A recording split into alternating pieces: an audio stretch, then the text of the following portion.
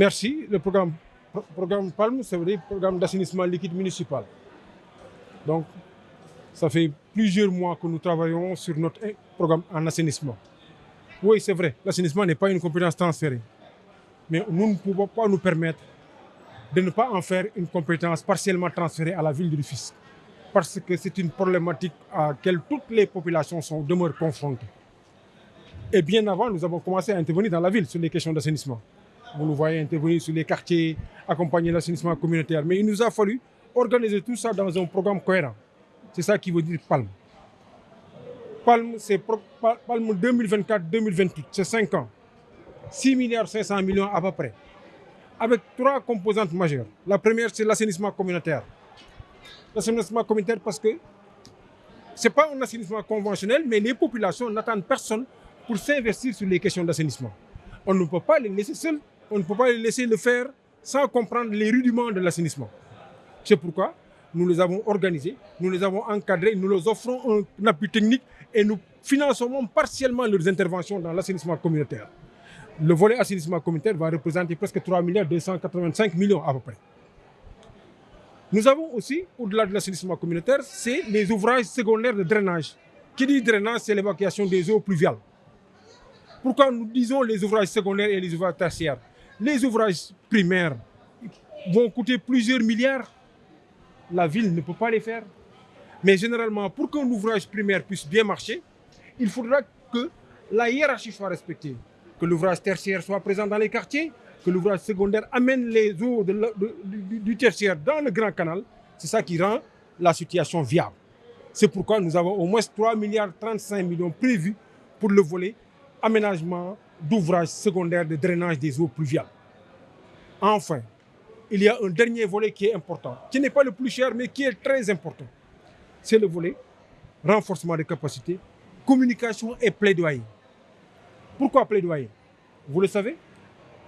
Plaidoyer, regardez aujourd'hui les projets de drainage qui sont à l'arrêt depuis plusieurs années. Regardez le canal central qui devait quitter depuis Diorga, aller jusqu'à Mérina. 2 km 300, 6 milliards et quelques. 2 km ont été réalisés. Mais depuis 8 ans, ce canal est arrêté. Donc toute l'eau qui est drainée là-bas, on le déverse sur le canal de l'Est et ça vient envahir le centre-ville. Regardez le canal Baudin, qu'on avait prévu de reprendre dans le cas du PEP. Mais regardez le canal de l'Ouest, qui dans le cadre de Promoville, avec le boulevard, devait être repris. Tous ces chantiers sont à l'arrêt. Donc, la question du plaidoyer est essentielle. Le montant de ces canaux dépasse les moyens de la ville, donc le volet plaidoyer va être extrêmement important. C'est ça qui explique que la ville a concocté ce programme, qui est un programme ambitieux sur 5 ans.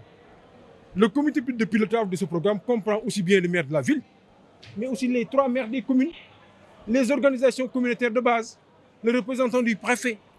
Nous avons aussi un comité technique qui comprend tous les services techniques qui vont être dédiés à ça. Aujourd'hui, c'était le moment de le faire passer au niveau du conseil municipal parce que nous avons passé toutes les étapes pour que le conseil municipal l'adopte en IF, formulant des amendements. Donc, c'était essentiel à notre niveau. Beaucoup de temps, ci wolof man nga ni PALM mooy programme d'assainissement liquide municipal programme boo xam ni ville de Tëngéej moo ko togg ci PALM 2024-2028 juróomi at la pour togg ko ay weer a ngi nii ingénieurs yi yëpp di ci liggéey mu jaar ci commission yi jaar ci bureau municipal bi tey nag mu war a ñëw ci conseil municipal bi buñ ci eggee ñetti pàcc la benn bi mooy assainissement communautaire bi nga xam ne conventionnel population yi di ko def maire yi encadré leen dooleel leen xelal leen uti leen ay jumtukaay yokkal leen seen financement ba ñu mën koo def loolu mën naa am egg na 3 milliards 285 millions. bu ñaareelu pàcc bi nag mooy lépp li nga xam ni ndoxum taw bi la concerné wante pas canal yi gën a mag ndax canal yi gën a mag dina jar ay milliards yi milliards yooyu état bi la. mais am na ay canal yoo xam ni ñu diggu dóomu ay canal secondaire lañ koy wax yooyu ville bi moo koy réaliser boppam prévoir nañ ci presque 3 milliards 285 millions ci 3 milliards 035 37 37 millions ci juróomi at yi bi ci bi mujj nag composante boo xam ne soft la mais lu am solo la plaidoyer ndax lan ndax am na loo xam ne ñun amuñu dooleem état moo koy def bu ko tàmbalee plaidoyer mooy tax ñu góorgóorlu ba ñu terminer ko bu ko tàmbalee ñuy ñaax état ànd ak état pour mu defar ko mooy par exemple canal Bodé yéen canal Bodé mooy canal bi nekk këri kaw tey jii bu canal Bodé bi ñu ko defaraatoon def ci station de pompage bu baax mais doo gisati ndox booru këri kaw canal central bu pare woon tey jii ndox miy jóge Médina ñëw këri kaw dootul amati canal de l'Ouest ba léegi ñu commencé tëj boobu ba léegi mënu pare tamit bés bu pare woon donc plaidoyer dafa am solo trop ba ci remplacer yenn canaux yi loolu mooy palme bi nga xam ne togg nañ ko di ci ànd ak nag toutes les populations ndax boo nee assainissement communautaire baa ngi ci moo tax même dans le comité dans les organisations communautaires de base elles sont présentes dans les structures techniques tout le monde est présent loolu moo doon solo ndaje mi tey kii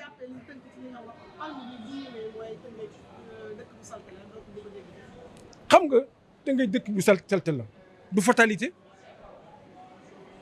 fatalité mais koo wax Tëngéej mu ne la yéen seen canal yooyu